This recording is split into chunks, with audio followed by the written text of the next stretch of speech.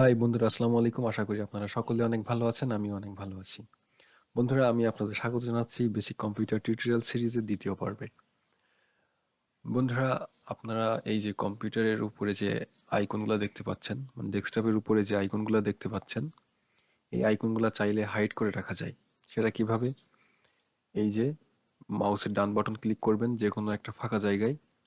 ডান button click করলে এই যে ভিউতে যে শো ডেস্কটপ আইকনস, এখানে যে টিক মার্কটা আছে, এটাকে তুলে দিলে দেখুন আইকনগুলো হাইড হয়ে গেছে। তো আবার যদি আইকনগুলো আনতে চান, সেম ওয়েতে মাউসের ডান বাটন ক্লিক করে এই যে ভিউতে যাবেন, যে এই যে এখানে শো ডেস্কটপ আইকন, এখানে এই টিক মার্কটা দিয়ে দিতে হবে। মানে ক্লিক করলেই টিক মার্ক উঠে আসবে। এই যে দেখুন আইকনগুলো চলে আসলো। তো এভাবেই আপনারা ডেস্কটপের আইকনগুলো হাইড করতে পারেন এবং সেটাকে আবার ফিরিয়ে আনতে পারেন, মানে শো করতে পারেন। এখন এই যে ভিউতে যে এই আইকনগুলোর সাইজ আপনারা চেঞ্জ করতে পারেন। সেটা কিভাবে করবেন? এই যে ভিউতে যাবেন, যে এই যে এখানে স্মল আইকন দেওয়া আছে, আইকনগুলো ছোট হয়ে আছে। এখন যদি আমি মিডিয়াম আইকন দিয়ে দিই, দেখুন আইকনগুলো একটু বড় হয়ে গেছে। বড় হয়ে গেছে কিন্তু চতুর্দিকে ছড়াই ছিটাই চলে গেছে। যাই হোক, এটা কিভাবে ঠিক করতে হয় সেটাও আমি আপনাদের দেখাবো। তো আবার যদি ভিউতে যে লার্জ আইকনে দেন, দেখুন আইকনগুলো অনেক বড় হয়ে গেছে। ওকে। তো এই যে আইকনগুলা আপনার চতুর্দিকে ছড়াই ছিটাই আছে, এটা কিভাবে আপনারা এক জায়গায় নিয়ে আসবেন? হ্যাঁ, তো সেটা আমি দেখানোর আগে আইকনগুলোকে আমি একটু মিডিয়াম সাইজে নিয়ে আসি। ওকে, এই তো মিডিয়াম সাইজে এখন আইকনগুলো চলে আসছে। আপনারা এই আইকনগুলো চাইলে এইভাবে ম্যানুয়ালি, যেমন এইভাবে ধরে ধরে সাজাতে পারেন। এইভাবে, এই যে, হ্যাঁ, যেখানে যেভাবে রাখতে চান সেটা সেভাবে রাখতে পারেন। যেমন যদি চান এইগুলা আপনার ফোল্ডারগুলা, এগুলা কিন্তু ফোল্ডার, এই যে এরকম দেখতে যেগুলো, এগুলো হলো ফোল্ডার। ফোল্ডারগুলো আপনারা চাইলে এক জায়গায় রাখতে পারেন। তারপরে এই যে আমার সফটওয়্যারের যে আইকনগুলা, সফটওয়্যারের শর্টকাট যে আইকনগুলা, এগুলাকে এইভাবে এখানে রাখতে পারেন।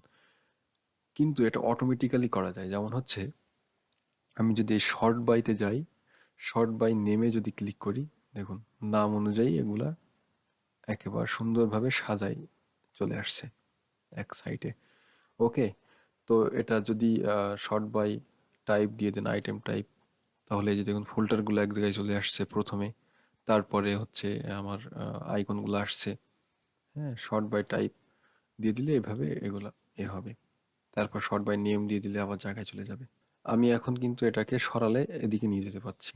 মানে আইকনগুলো চাইলে এখন আমি দেখুন যেখানে খুশি নিয়ে যেতে পারতেছি।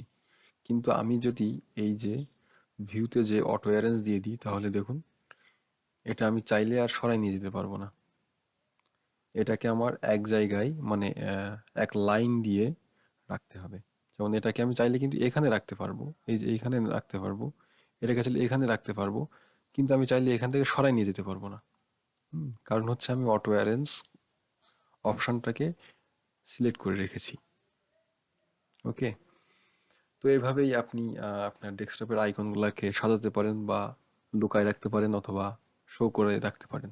তো চলুন এখন আমি স্টার্ট মেনু নিয়ে আপনাদের সাথে কথা বলবো। এই যে দেখুন স্টার্ট বাটন, এখানে ক্লিক করলে আপনার স্টার্ট মেনুটা ওপেন হয়ে যাবে। এই যে এখানে দেখুন প্রোগ্রাম লিস্ট, মানে আমি যতগুলো সফটওয়্যার ইনস্টল দিয়ে রেখেছি, অথবা কম্পিউটারের সাথে যে সফটওয়্যারগুলো ইনস্টল করা থাকে, আহ, সেগুলা এখানে দেখা যাচ্ছে। যেমন এই যে দেখুন স্কাইপ কম্পিউটারের সাথে ইনস্টল করা থাকে। তারপরে এই যে পেইন্ট 3D, এগুলা কম্পিউটারের সাথেই থাকে। তারপর মুভিজ অ্যান্ড টিভি, এটাও একটা প্লেয়ার, এটা কম্পিউটারের সাথেই ইনস্টল করা থাকে। তারপরে যে মেইল, এগুলো কম্পিউটারের সাথেই ইনস্টল করা থাকে। এবং আমি যেটা ইনস্টল দিয়েছি, দেখুন এই যে ফায়ারফক্স, এটা একটা ব্রাউজার, ক্রোম, এগুলো আমি ইনস্টল দিয়েছি। যে ডিউ মিটার, মানে এই যে এখানে স্পিড মিটার, মানে যতগুলো সফটওয়্যার আমি ইনস্টল দিব, এখানেই সেগুলো দেখা যাবে। তো এখান থেকে আমরা সফটওয়্যার নিয়ে ব্যবহার করতে পারবো। ওকে। যেমন এখান থেকে যদি আমি একটা সফটওয়্যার ওপেন করে আপনাদের দেখাই, যেমন এই যে অপেরা জিএক্স ব্রাউজার, এটা যদি আমি ওপেন করি, ক্লিক করি, একটা ক্লিক করলেই এই সফটওয়্যারটা অন হয়ে গেল। এই যে দেখুন। ওকে। তো এখানে এই যে দেখুন আমি এখানে আবার এখানে যেমন শর্টকাট, টাস্কবারে যেমন শর্টকাট করে পিন করে রাখা যায় সফটওয়্যারগুলা, মানে পিন করে টাস্কবারে যেমন পিন করে সফটওয়্যারগুলো রাখা যায়, এই যে স্টার্ট মেনুতেও আপনি চাইলে যে কোনো সফটওয়্যার পিন করে রাখতে পারেন। যেমন আমি যদি ফটোশপটাকে এখানে রেখে দিই, এই যে এখানে দিয়ে দিলাম, এই ফটোশপটা এখানে আমি পিন করে রেখে দিলাম। এখন একটা ক্লিক করলেই ফটোশপ অন হয়ে যাবে এখান থেকে। হ্যাঁ, অনেক সময় হয় কি দেখেন, দেখুন এই যে এখানে যদি আমি টিম ভিউয়ার অনেক দূরে নিচে আসা লাগতেছে, কিন্তু টিম ভিউয়ার আমাকে বারবার ব্যবহার করা লাগে। তো তখন আমি চাইলে টিম ভিউয়ারটা এখানে ধরে এখানে দিয়ে দিলে, হ্যাঁ, এই যে টিম ভিউয়ারটা চলে আসবে। বন্ধুরা, আমি এখন আপনাদের দেখাবো যে কিভাবে আপনারা একটা নতুন ফোল্ডার ক্রিয়েট করবেন। এর ভিতরে আপনারা অনেক ফাইল রাখতে পারেন, অনেক সফটওয়্যার রাখতে পারেন, অনেক ভিডিও রাখতে পারেন, অনেক ছবি রাখতে পারেন।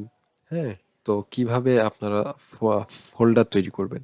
তো ফোল্ডার তৈরি করার জন্য আপনাদের মাউস থেকে ডান বাটনে ক্লিক করতে হবে। ডান বাটনে ক্লিক করার পরে এই যে দেখুন এখানে নিউ যে অপশনটা, এখানে নিউতে গেলে দেখুন এই যে ফোল্ডার।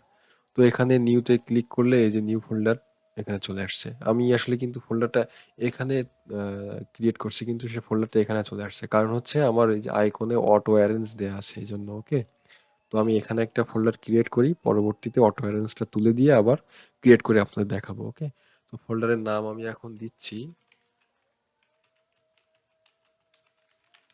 প্রযুক্তি টিভি বাংলা, আমাদের চ্যানেলের নাম দিলাম।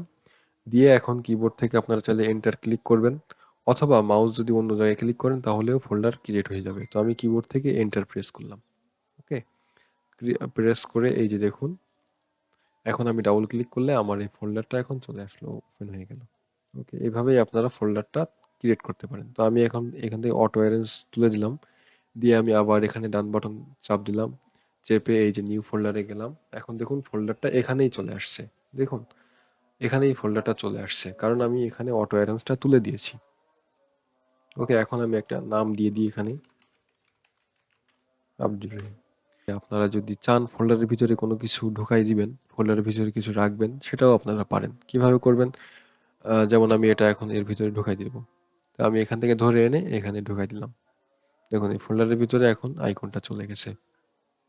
ওকে, তো ফোল্ডারের ভিতরে আইকনগুলাও আপনারা চাইলে এই ভিউতে যে ডান বাটন ক্লিক করে ভিউতে যে স্মল করে দিতে পারেন। এটা আমি অন্য একটা ভিডিওতে আপনাদের বিস্তারিত বলবো, তাহলে আপনারা আরো ভালোভাবে বুঝতে পারবেন। যাই হোক বন্ধুরা, আজকে ভিডিও এই পর্যন্ত। আপনাদের সকলকে অনেক অনেক ধন্যবাদ আমার সাথে থাকার জন্য।